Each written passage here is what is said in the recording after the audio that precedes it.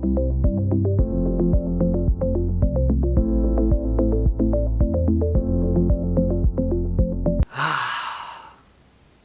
was awesome. Dune Part 2 is directed by Denis Villeneuve and stars Timothée Chalamet and Zendaya in this sequel to Dune Part 1. I don't really want to divulge a lot of the story details here, in case there are some people who maybe haven't seen Dune Part 1 and are considering visiting Dune Part 2 or getting into Dune, which is kind of what this movie did for me. I don't want to ruin anything for you, so we're going to be steering clear of specific plot details and any spoilers throughout this video. Wow, what a movie, huh? This is one of those films that's really special, and it leaves you honestly in awe of it at the end of the film. The credits finish rolling and you're still just processing what you saw, and that is such a great thing to see in modern filmmaking. I don't want to get too ahead of myself, but I really love this movie, and it's just so great to see sci-fi done right, especially in a modern filmmaking era when you have superhero movies coming out every couple months and all sorts of remakes and reboots to take a story that was a film back in the 80s based on a novel, but maybe wasn't done quite the way it should have been done, and to really just re-examine that source material and come up with this brand new way of telling that story.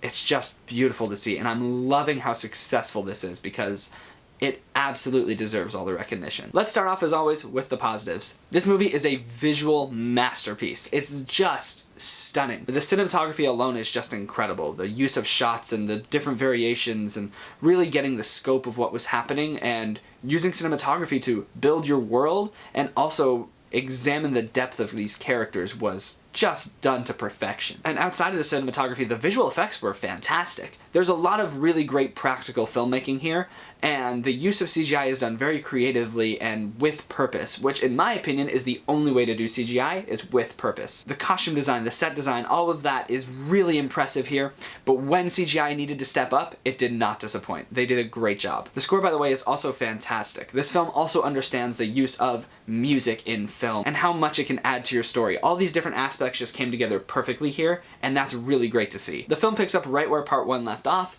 which is really satisfying because if you watch it Part 1, Part 2 back to back, you just get this one long epic sci-fi film, and that's just so much fun. Just like in the first one, there's a lot of excellent world building here, really expanding our knowledge of the Dune universe, or Duneverse, of the Duneverse, expanding our knowledge of the Duneverse. It really does do a great job of just building up this world more and letting us understand the different cultures that are here, the different people, the planets, kind of the setup of everything, and the scale at which all of these events are taking place. But what it does really well on top of the world building is character growth in this film. Yes, the first one did a good job of introducing us to these characters and starting to get to know them, but this being a part 2 of the part 1, you definitely want to see those characters grow and change into what they're going to be by the end of the film, and it certainly happens here. Timothée Chalamet especially does a really great job of bringing Paul Atreides to life and making him almost relatable. Everything's happening on such a big scale, and you're dealing with themes of a messiah. So that can become really difficult and very challenging for an actor, but he just knocks it out of the park. I genuinely felt for Paul Atreides throughout this film, and the journey that he was going on, and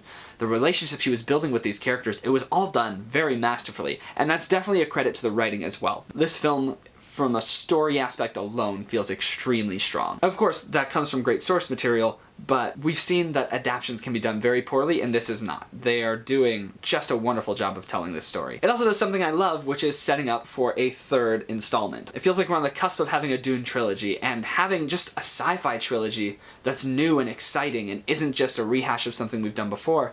That is just, it feels so good. This film brought me a lot of joy, and I don't have a lot of negatives to say about it, but I do have a few, and let's get into them. If you thought Dune Part 1 was long, Dune Part 2 is longer, and it feels it. The pacing of this movie is, I don't want to completely knock it as a pacing issue because it definitely feels like it's done with purpose. The film wants to take its time to really let you get invested in these characters and fully understand the story and the weight that's being placed on the decisions and the consequences of what's happening. I personally love the amount of time we spend with the Fremen and learning more about the culture and the legend of Lisan al-Gaib. It's all done very well and with purpose, but it's slow. I feel like that was part of the benefit of doing this as a part 1 and part 2, is it really does allow them the benefit of time. I don't want it to come off as it doesn't feel long, because it does. It definitely feels long. You feel the length of this movie in its runtime.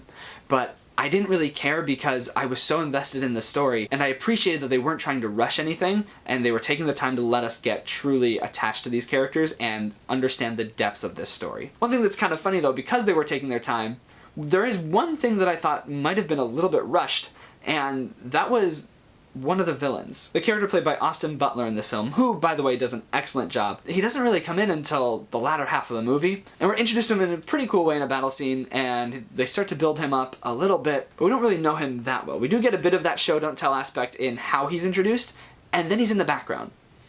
And he comes back again later on in the film. And it just feels like we spent so much time with Paul Atreides, and I loved that. I wouldn't want to lose any of that.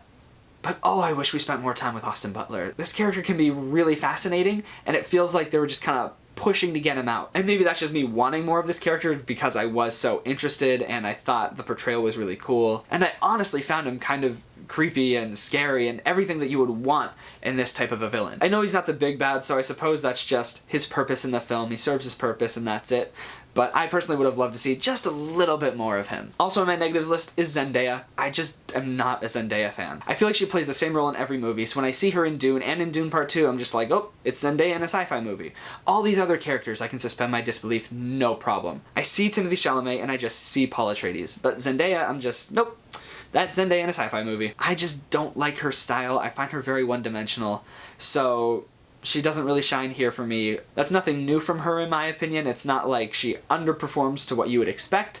It's just Zendaya in a sci-fi movie, and I personally just don't really love Zendaya's style. That's really all I have for negatives, and they're really not that big of a deal. This movie is excellent. This is a great sci-fi movie that I think any fan of sci-fi in general should see. I'm giving Dune Part 2 an 8 out of 10. This movie is really long, and it feels really long. But the story is worth it. You do feel the length, but I really love that they took their time. It really allowed me to get invested in the world and the characters even more than I was the first time. It's a visual masterpiece. Do yourself a favor. Go see Dune Part 2. Heck, watch Dune Part 1 if you haven't seen Dune Part 1, because that's also a great movie.